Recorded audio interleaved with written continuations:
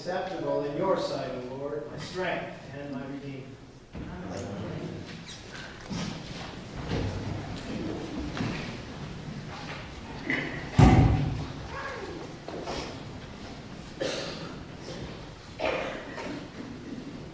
I'm not crazy.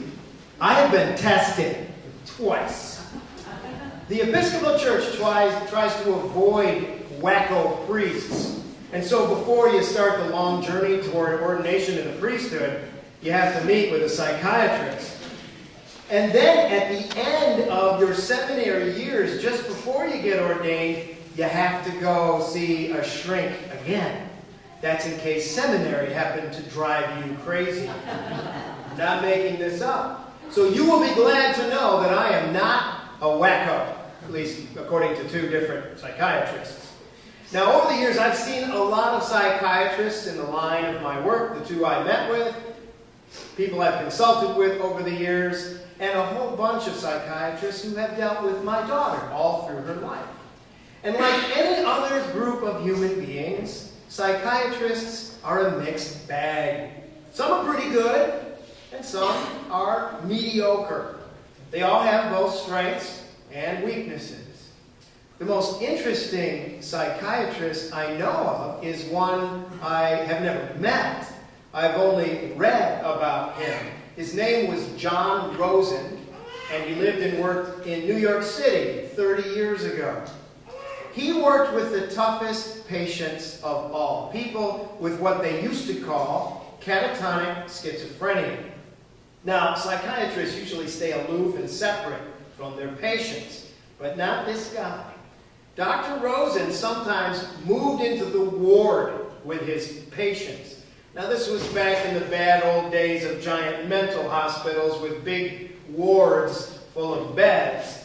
Well, he had a bed among the beds of the other men, and he lived the life they lived.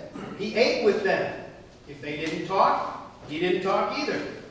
And it was as if he understood what was going on with them.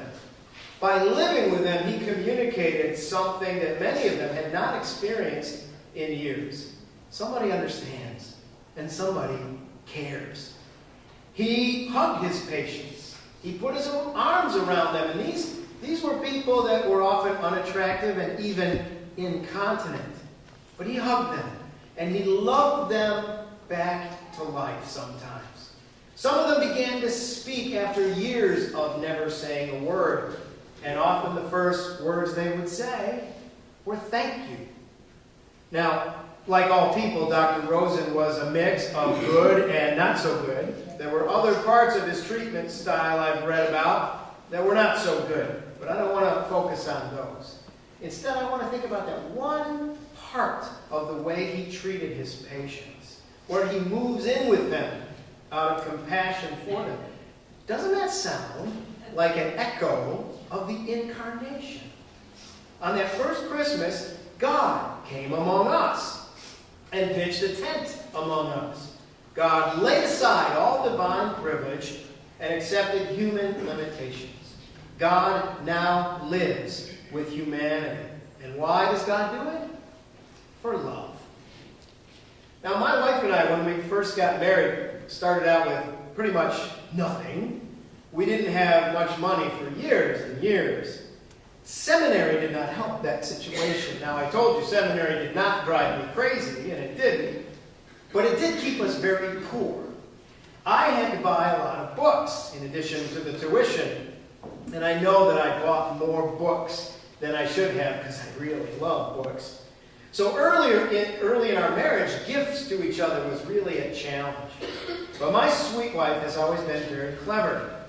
I had one particular big fat theological book on my shelves, and it had a beautiful dust jacket with an icon of Christ. I think this icon was from the interior ceiling of a great cathedral in Europe. I always loved that picture of Christ. Well, one year for Christmas, maybe our second or third Christmas, I can't remember, my wife secretly took that dust jacket, she cut it up, cut the icon, and she attached it to a wooden plaque by decoupage. And then she surprised me with it as a present. I I loved it. I treasured it. I still have it. It's beautiful to me, both because of the icon that I love, but even more because of her love in making the gift. And then I got to thinking, boy, our wall doesn't really look spiffy enough to have this beautiful icon hanging on it. Maybe I should paint the wall. And maybe we should get some nicer furniture so that there'll be a nicer setting for all this. Now that we should rehab this whole place. And then, of course, reality came crashing in, and I did rehab with no money. And then I realized that when you bring Christ into your home, it's not the walls that need rehabbing. When you bring Christ into your home, it's not new furniture that you need. It's your heart that needs a rehab. When Christ comes in, you need a new heart. Well, that big, fat theological dictionary is still on my office bookshelves. The beautiful icon still has a treasured place on my wall, and I still love it. But the rehab in my heart is still going on. It takes a long time. In fact, it's a lifelong process. The Word becomes flesh and dwells among us, and that changes everything. It means a lot of redecorating. It means extensive rehab work. But isn't that the way love is? I think so. Love changes us, and always for the better. Therefore, let us walk in love as Christ loved us and gave himself for us and to us.